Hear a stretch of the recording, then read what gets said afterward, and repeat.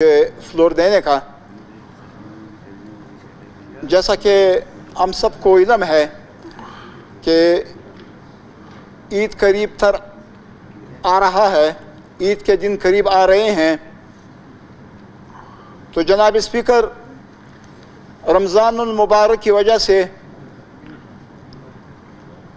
रात के वक्त बाज़ारों में आजकल आम तौर पर एक जम गफ़ीर मौजूद रहता है।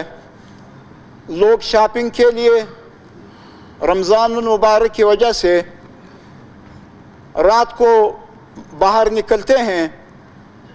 तो इन हालात में चूँकि सूबे में ऑलरेडी अमन व अमान का मसला मौजूद है, तो इतने जम गफ़ीर में जबकि हमारे बाज़ार रात 1 बजे तक 2 बजे तक खुले रहते हैं, इसलिए अमन व अमान के हवाले से इस नुक्ता निगाह से तमाम शहरों में सिक्योरिटी की जो सूरत हाल है उसे बेहतर बनाया जाए।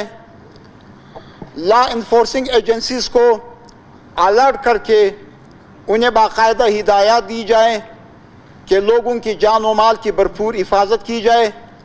और इसके अलावा रमज़ानुल मुबारक के महीने में उमूमन, लेकिन जब आखिरी अशरा शुरू होता है तो खुसूसी तौर पर बाज़ारों में रश पड़ता है। इस रश से निमटने के लिए बड़े बाज़ारों में जो ट्रैफिक का मसला है वो दरपेश होता है। बाकायदा बड़े शहरों में ट्रैफिक प्लान तैयार किया जाए ताकि लोगों को आमदोरफ्त में दिक्कत और मुश्किलात का सामना ना हो।